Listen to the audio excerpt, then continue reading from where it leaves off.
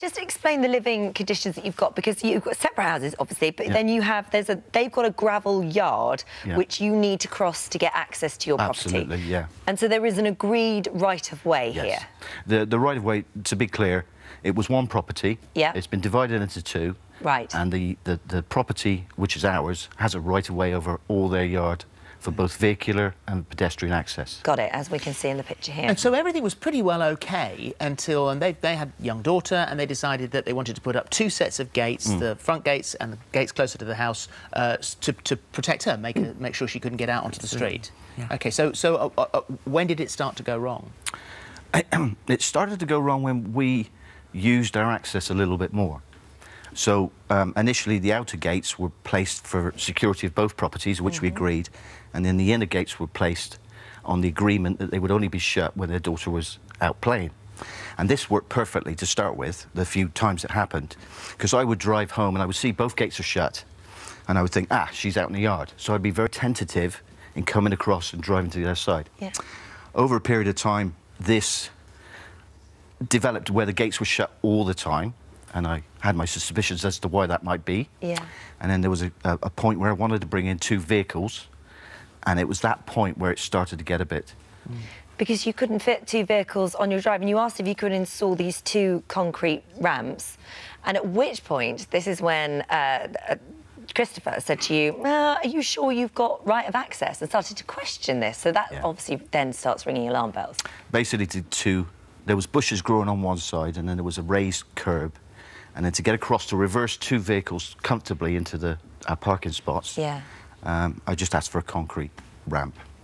At that point, Mr. Hill, Chris Hill, and his father and another person I don't know who came out and basically said the right that I have to cross the land is restricted to an 8-foot strip. And if I wanted to bring in two vehicles, I had to reverse in and then inch forward and backwards to get that one over to my side and then bring the other one in.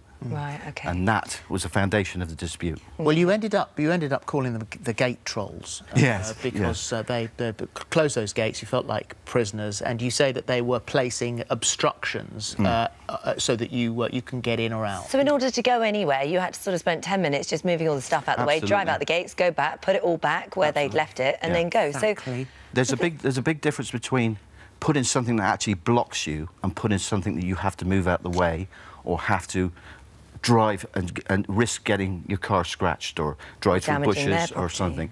And this was the tactics, basically. When did the police get involved? The police originally got involved when I handed a letter to Susan Hill.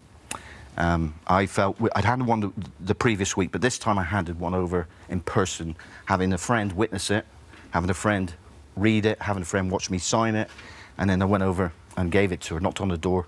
I mean, it's only 15 yards, knocked on the door. She grabbed the letter. I turned around, I put my thumb up to the friend in the window that couldn't be seen, and then 2 hours later we had the police round. And the police said, basically, that I'd substantially upset her and that I was not allowed to talk with them anymore. I was to do it through solicitors. And all subsequent police visits, virtually all, have said the same thing. Do not talk with them. You also, at their request, sorry. Accused of assault, weren't you? Yes. Well, that was my place of work. At work. Yes. And what happened there? Well, I was working. I was actually stood with my manager at the time, and Mr. Hill came in, picked up a loaf of bread, which was directly behind me, went off, paid for it, went out. The next thing I hear is I've got a phone call from work saying that I'd been accused of assault and verbal abuse. And thankfully, your manager saw that hadn't happened. There was CCTV footage.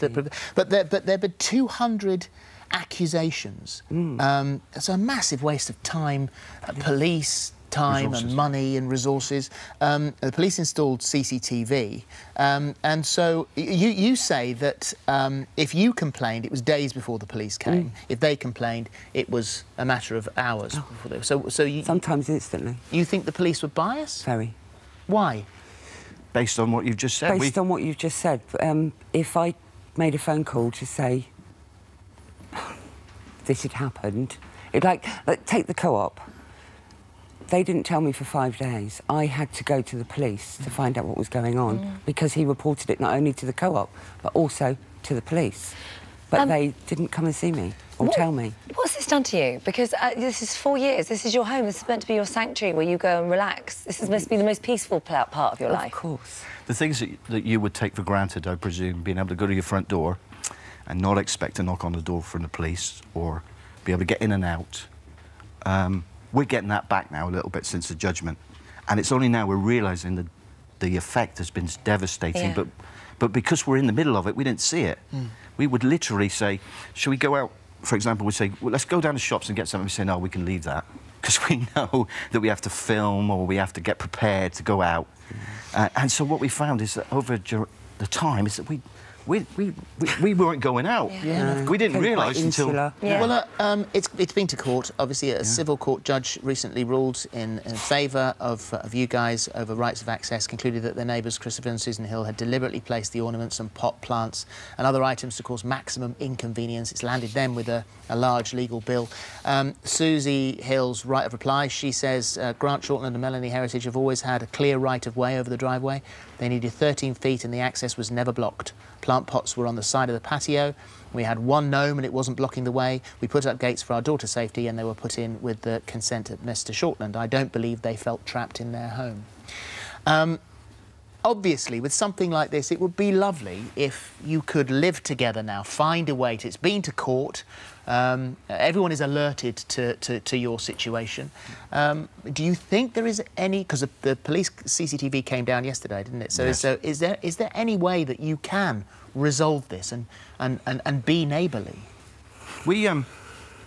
I feel quite sorry for them in a certain way because they brought this on themselves. There have been steps along the way that we could have resolved this on many times and never has there been any comeback to try to.